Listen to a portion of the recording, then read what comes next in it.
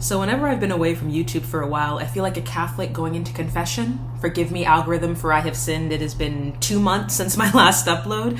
Mea culpa, but life happens. And in the meantime, in between time, I have moved apartments. So I'm trying a new filming setup. If you like it, hate it, just let me know and I will definitely appreciate the feedback. I have purchased this little buddy, tentatively named Mori, as in Memento Mori, a little plague doctor to help me with my pandemic panic, my COVID anxiety. We love a good squishmallow. In addition, I also have got an eyebrow piercing that I'm going to hide because right now it hurts to move my face. And I came out to my family, so there's that. Speaking of a time of transition, the beginning of a year, another major time of transition in people's lives are their teenage years, their adolescence. And all of these books have protagonists in that age category. Now, I think I mentioned in my last video about terrible books for terrible times that I was kind of leaning in to the despair. I'm okay, I promise. There you go, another My Chemical Romance reference. And these books definitely continue that theme. So, major trigger warning. These books contain drug abuse, sexual assault, suicidal ideation, bullying, abuse, neglect, racism, misogyny, gun violence, like pretty much every terrible thing you can think of is in this lovely little basket of goodies. So if that's not what you're feeling at the beginning of a fresh and bright new year, I will take no offense. Feel free to click off, but that's where my head has been at. So the first one I want to talk about is A Hero Ain't Nothing But a Sandwich by Childress. Now, this is a short book. Do not be deceived. It packs a punch. So the main character of this book is Benji, a 13-year-old boy who is struggling with the feelings of being abandoned by his father, who is struggling with drug addiction, and also trying to figure out who he is and how to be a man in 1970s New York. So one of the reasons I love this book is that my mom's family grew up in New York in the 70s, and I feel kind of tangentially related to that setting and to that time period. There are certain things that I read in this story, this fictional story, that I know for sure are based in reality, based on some things my family had told me, which I think helps me connect more to these characters. Another thing I love about this is that although Benji is the main character, each chapter is broken up and is in the perspective of a different character in this book. So there's Benji, there's his mom, there's his mom boyfriend who becomes kind of like a surrogate father to him. There's the principal of his school, two of his teachers, a guy who sells him drugs, the friend that gets him addicted to drugs, his best friend. All of these different people are not only talking about Benji, they're talking about what it's like to live in this society. They're talking about who's at fault or who they believe is at fault for the circumstances that surround them. Some of them are really selfish. Some of them are very altruistic. Some are empathetic. Some are sympathetic. Some I want nothing to do with. But I love that because it shows this entire community around this one boy. Excuse me. I love this book because in addition to not pulling any punches from some of the harsher sides of life, even for someone as young as 13, there also is hope and family and redemption very much woven into this. There is humor and joy, and the ending is not neat and tidy. It kind of leaves you on the edge of your seat wondering what really happens to Benji. But for me, it left me with a sense of hope because no matter what choice he makes on the last day of this book, you know that there's a community of people who are dedicated to supporting him and caring for him and also caring for themselves. This book is very much, again, about Benji, about a teenage boy, but the women in this story I really, really love because you see the particular burdens that women, and specifically Black women, carry when it comes to their sons, their lovers, their partners, the people they work with. You see the way that they have their own crosses to carry and try to find individual moments for their joy and their expression and their exploration in a world that conditions them to prioritize the men in their life. So A Hero Ain't Nothing But a Sandwich by Childress. The next book I want to talk about is a classic, The Chocolate War by Robert Cormier. Now, this book is marketed as a young adult book, and I did a little bit of research because I found his writing style so interesting that it didn't seem to fit that genre category. And I found an interview in which he said that apparently when he wrote this book, the publishers didn't really know what to do with it, not just because the subject matter was so intense and dark and considered potentially inappropriate for teenagers. And you should know that this book, as well as a couple other of these books, have been on numerous banned books list over the years, but also just the way he writes. Like, I feel like he does not in any way talk down to his teenage characters. He's in no way trying to infantilize them.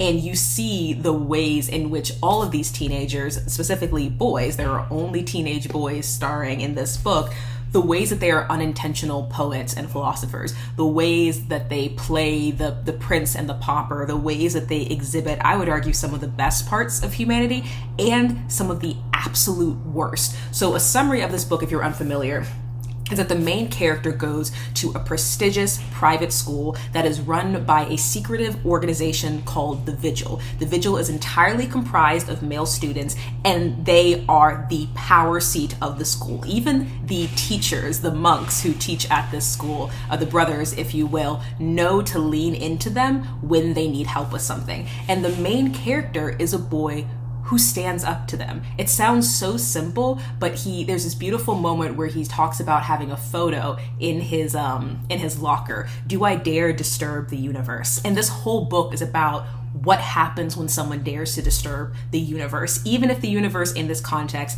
is one small private boys' school that is run with an iron fist. This does not have a happy ending, and I just want to be very clear about that. There is a sequel to this book called Beyond the Chocolate War that I'm trying to decide if I want to read or not, but this book very much is about how the nail that sticks out gets hammered. It's about the price individuals pay when they refuse to conform. And even though it is such a heart-wrenching ending, I still love it, even if it makes me sad. I love it not only because I think the writing is excellent. I love the way he describes the characters, and even just little things like the way the goalposts reflect the shadows on a field and how that makes a character feel, in the ways that there's these little everyday moments of what it means to look at the ads on the bus and feel like they're telling you some secret to the universe. Like, there's just the way that he talks about the mundane, the things that maybe other adults wouldn't notice if they weren't a teenager going through some intense emotional experience while those things are happening, that just feels so profound. And I love that, finding the profound in the everyday.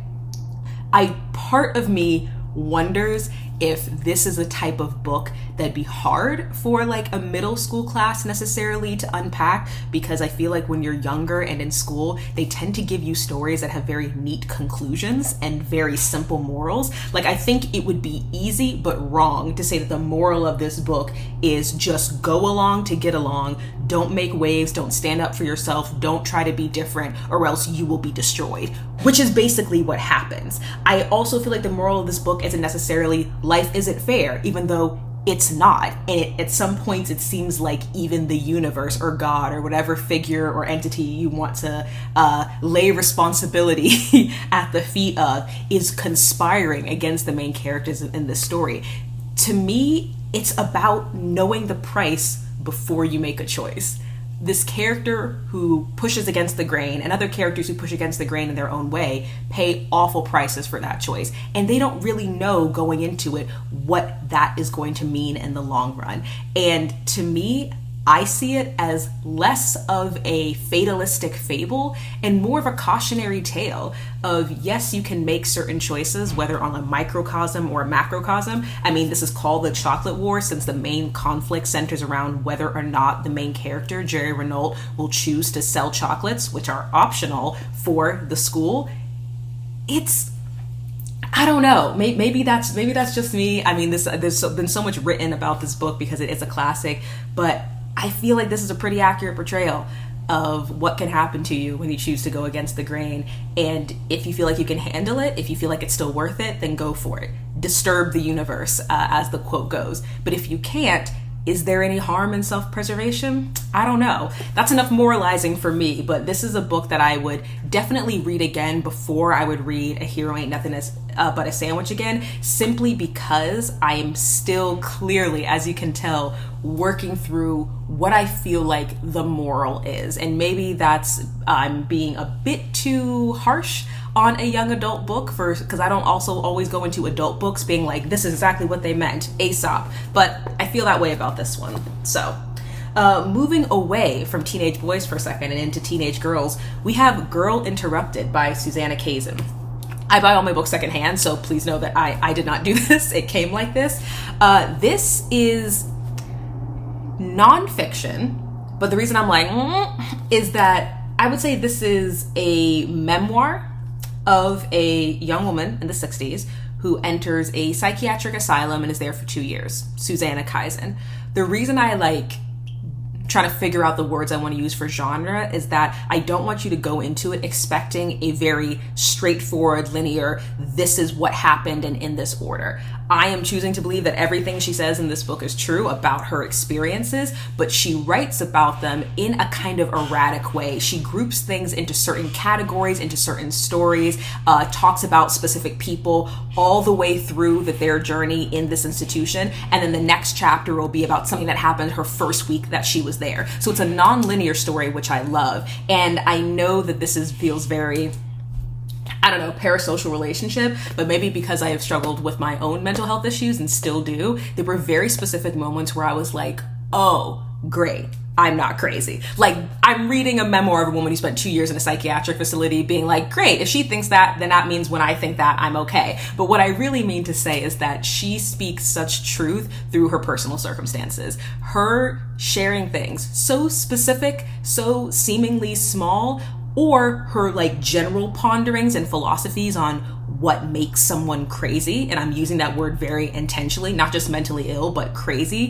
Her ponderings on what does it mean when society has deemed you fit enough, safe enough, healthy enough to leave an institution, but you feel kind of the same in terms of who you are as a person. What does it mean when you have these incredibly intense bonds with all these other women who have their own journeys and struggles, some of whom overcome them and some of who succumb to them, and then you never see them again for 20 years. It's a fascinating story. I feel that I connect with her so deeply on the variety of experiences that she shares and also the way she writes about them and connects them to kind of a larger sense of what does it mean to not just be a person, but also to be a woman in the 1960s. There's a specific part of this book that on one hand, I think can sound very tone deaf and privileged because she is a white woman, but on the other hand, makes perfect sense to me. Of her and the other patients in this facility spending hours watching TV, watching the protest and the riots and the Vietnam War and the civil rights movements, the assassination of Kennedys and the destruction of the Black Panthers, all of these incredibly intense societally upheaval, things that upheave society, and feeling so distant from it because there's such rigidity and such routine in this hospital that it doesn't really touch them. But then, even though they feel distant from it, they also feel connected to it because they all feel like outsiders. They all feel like the people that society has cast aside and doesn't understand and doesn't want to support or protect. So even though they seem to have nothing in common with, the students at a school getting hosed down by water hoses or the people on trial for crimes that they didn't commit, that the government just made up to try to get their activism to go away, even though they're not dealing with those struggles specifically, they identify with people they see as trying to resist being crushed by this thing called life. So again, this is something that I did read many, many, many, many years ago. And there were a couple moments where I was like, that's where I got that from. That's where I got that quote from. But I just identify with it so much more now. And unlike the bell jar, in which I read and I was like, this was a mistake. I shouldn't have read this in my state of mind. This did not do that to me. This did not push me deeper into anything I was already struggling with. Is that because she writes in a different way? Maybe. Is that because I know that she survived and that she is someone who was able to overcome a lot of her mental health issues? Maybe. But I just do want to keep that in mind, that she does have very explicit examples of herself and other people in this institution engaging in harming themselves, engaging in self-destructive behavior, struggling with misunderstanding and rejection from their families. So again, this, like all these books, are hard reads, but this wasn't hard for me to read specifically. Let's go back to boys. Now we have The Long Way Down by Jason Reynolds. Now, something that's really interesting about this book is it's actually written in verse. So Jason Reynolds is an incredibly prolific young adult author. He's also a playwright. I got to work on an adaptation of one of his plays, Ghost, which was beautiful. And that's why I picked up this book. I recognize this name. This book is about a teenage boy who loses his brother to gun violence. And he ends up making a very important decision about if he's going to perpetuate that cycle or try to step out of it. And again, like most of these books, it's not a neat, clean, happy ending, but to me, it gave me a bit of hope. And what's super interesting about this, and goes with the title Long Way Down, is that he lives in an apartment building that has this slow, rickety, elevator in need of repairs. And as he is going down the levels, as you see, 7, 6, 5, 4, 3, 2, 1, each time the doors open, he is faced with a ghost from his past, a quite literal ghost, and each of them have different abilities in terms of how much they can infect him and the environment around him. And through his conversations with each of these people in this magical realism type setting, he is learning more about himself, learning more about the people that he loves, and getting different perspectives on what it means to pick up that gun and pull a trigger. So I love this book. It's a super fast read, even though it looks thick, because as I said, everything is written in verse. The poems themselves, you could just open to a separate page and read a single poem and think that, yes, that this is beautiful. This is a full story right here. But seeing them all together makes such an interesting journey. And I think it's such a creative way to write a book. I know Jason Reynolds is not the only person to write a book in verse or to write a magical realism young adult story, but I really, really loved the way he went about it. And at no point to me did it feel like after school special. At no point did it feel very neat and tidy with characters who are all caricatures. Again, like a lot of these books, especially A Hero Ain't Nothing But a Sandwich, there are characters in this book that when they appeared, I was prepared to hate them. I was prepared to be like, this is your fault and you started this and you caused this. And as you learn more about their background and their history and just their personality, it's not that it excuses their behavior, but again, it gives context. And you, alongside Will, the main character, you start to see things for as complicated as they really are. Because in this book, there are 3 rules that he feels guides his life and guides his neighborhood. No crying, no snitching, always take revenge. And those 3 very, very simple statements are supposed to guide his entire life. And in this one elevator ride down to the first floor with all these ghosts of his past and present and future, he learns that it's more complicated than that. And he learns to look at people in a different way and look at himself in a different way. So this book, along with everything else that I read in this little wrap up, I adore and would absolutely recommend. And of all the books on this list, this is definitely the lightest one, simply because there is not very much graphic description or really intense detail about each of the things that he goes through. There absolutely is violence and absolutely are some heart-wrenching descriptions, but unlike the other ones, if you're thinking about kind of easing into more darker subject matter starring teenagers, this is where I would start. And finally, we have another classic, Speak by Laurie Halse Anderson. Of all of the books on this list, in this wrap-up, this is the one in which the main character's voice felt the most familiar to me.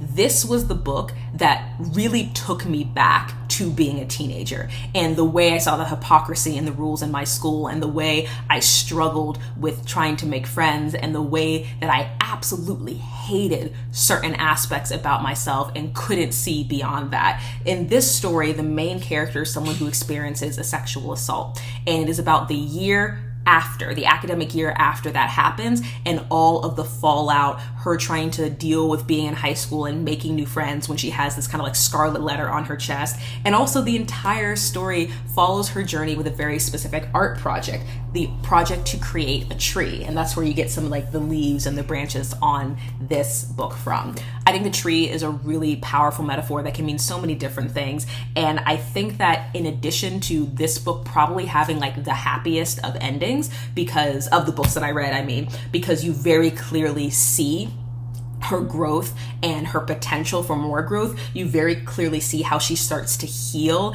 and kind of break herself apart so she can build herself back up again. This is also the book that I feel, again, resonated with me the most in terms of voice. I'm not saying that I was exactly like Melinda, who's the main character. I'm not saying that if I wrote a book about teenagers from a teenager's perspective, it would sound exactly like this, but I just identified so heavily, and it brought back so many memories that I thought after 10 years I would have lost. I am 10 years removed from high school, and so to read this book and to read something that's like, damn, that feels like that came out of my own journal, is just, again, one of the beautiful, amazing things about reading, connecting with people and fictional characters that you never thought you would. But also, I was like, all right, you know, it's been a number of years since my individual trauma, which was not a sexual assault, but was intense.